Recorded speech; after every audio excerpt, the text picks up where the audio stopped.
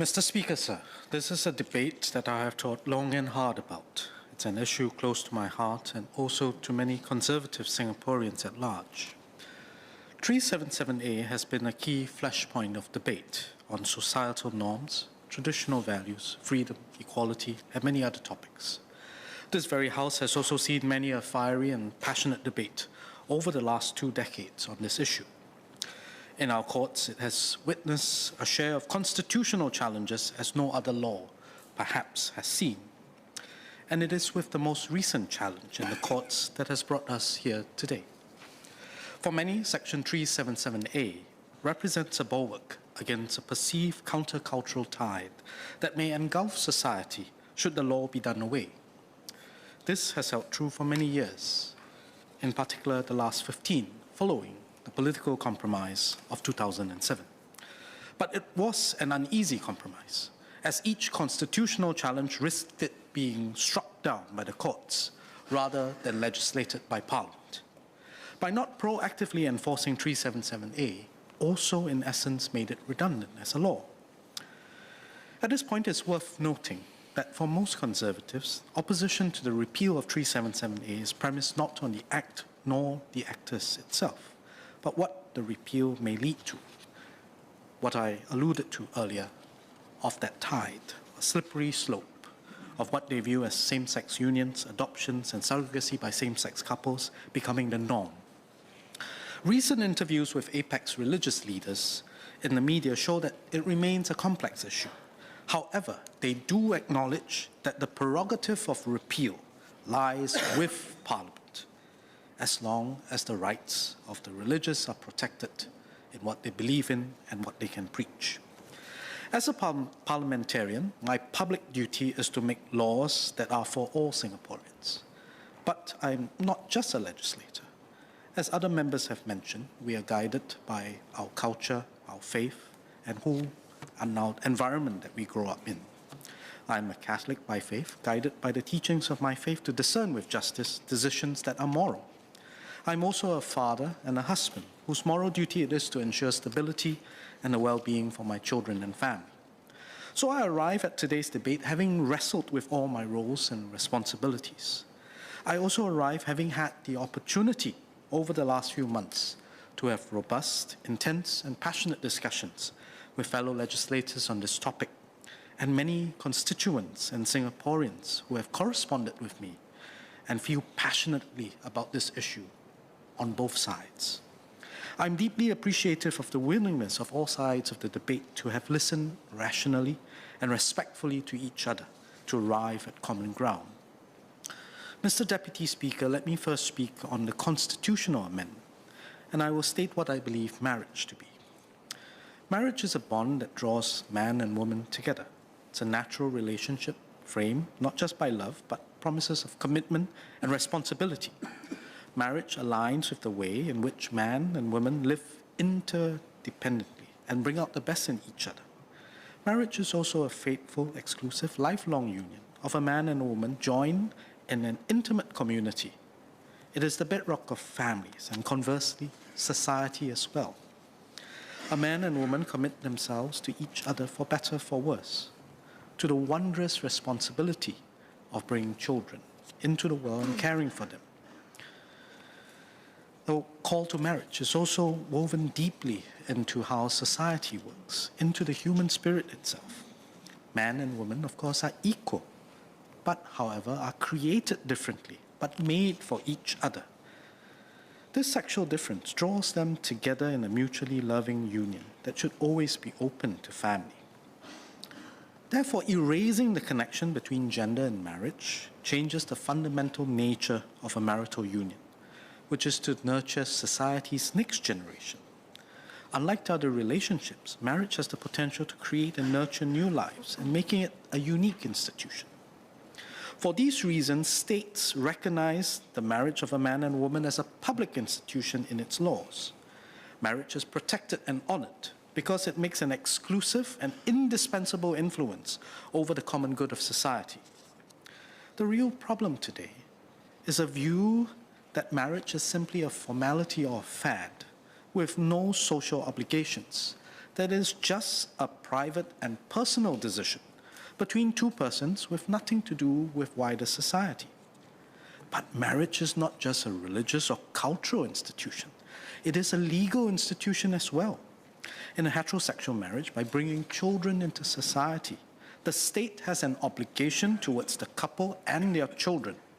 For this reason, marriage requires the state to intervene and regulate it because of the social implications. If it's just a relationship between two ordinary people, we don't regulate ordinary friendship or even platonic friendships. Mr. Deputy Speaker, in preparing for this debate, I was cautioned by quite a number of people that to speak against redefinition of marriage signifies perhaps a failure to keep up with the times, that those of us who hold on to the traditional definition of marriage are conservative and old-fashioned, out of touch with reality. Yet earlier this year, a poll did find that the majority of Singaporeans oppose same-sex marriage. Some 66% also agreed with a proposal to perhaps consider enshrining marriage as only between a man and a woman.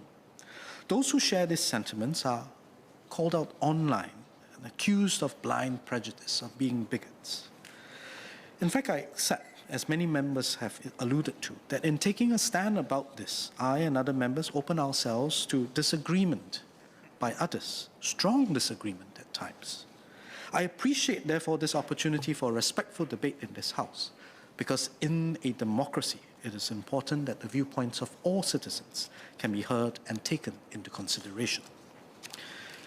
I do support the constitutional amendment, but as some would be aware, I would have preferred to push for heterosexual marriage to be enshrined or codified as a fundamental liberty in our Constitution.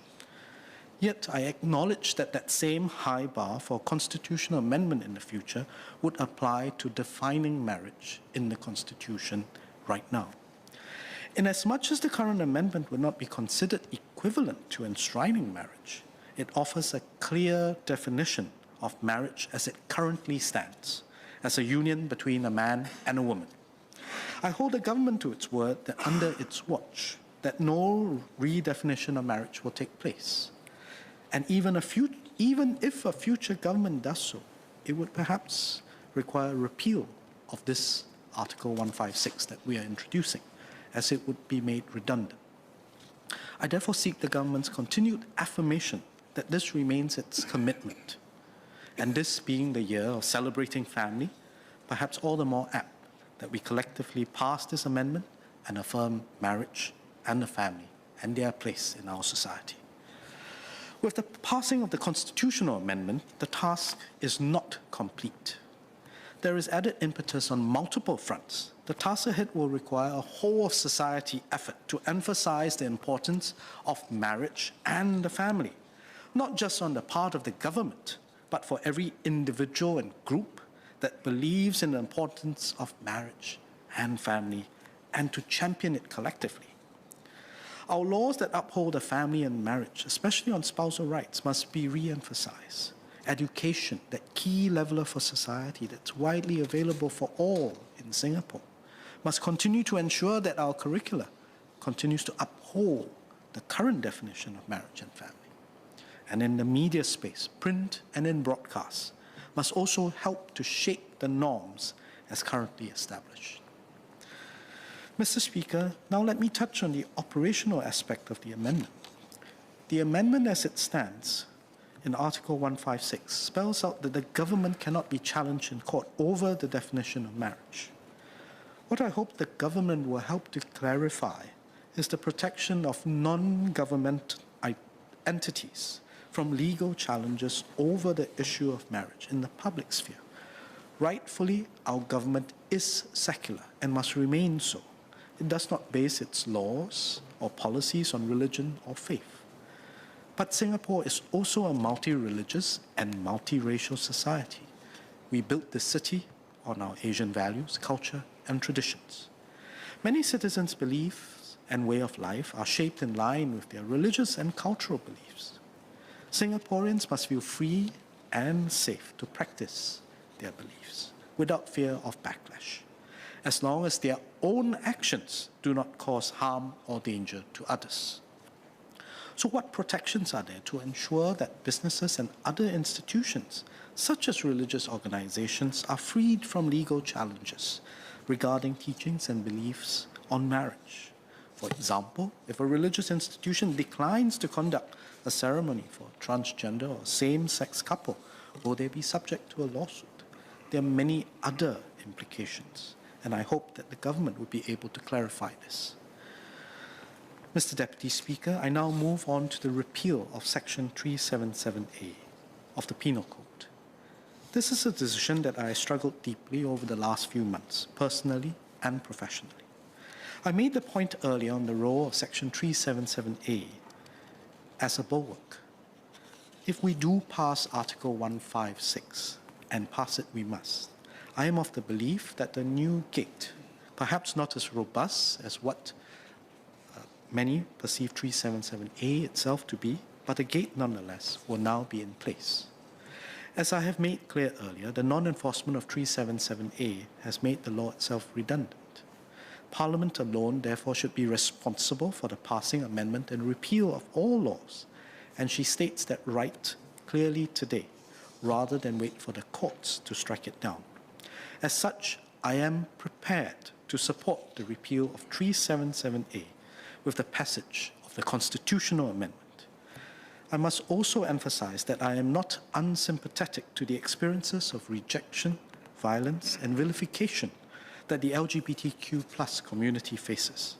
I know many of them, and I'm honored to enjoy the friendship of many as well. I am also aware of the targeting of religious and social conservatives online by trolls and those opposed to their views on traditional marriage and family. We must therefore come down hard on discrimination in all its forms, in the workplace, in schools, in the public sphere. We should treat bullying and harassment seriously, be they in the physical or virtual spaces, for all parties in this debate. We must endeavor to build a more equal society for all, not just for one. Because whatever the label applied to each of us, we must first acknowledge the wholeness and dignity of each person as an individual being. I acknowledge as well the passion and drive that the LGBTQ+ community has displayed over the years in their effort to repeal Section 377A. Many members of the community and their allies are measured, responsible, and aware of the complexity of the issue in our society. While we break down this barrier in what is in the private sphere, I continue to believe strongly that this must not lead to the breakdown of the institution of marriage in the public sphere. Mr. Deputy Speaker, I welcome the constitutional amendment as an affirmation of the role and importance of traditional marriage and family in shaping our society. I fully acknowledge as well that the view may evolve in the distant future. But for now, we have an opportunity in this House to ensure that the institution of marriage endures and is championed and celebrated. On the basis of the passage of Article 156, I also give my support for the repeal of 377A. After the conclusion of all our debate, we must return to working together.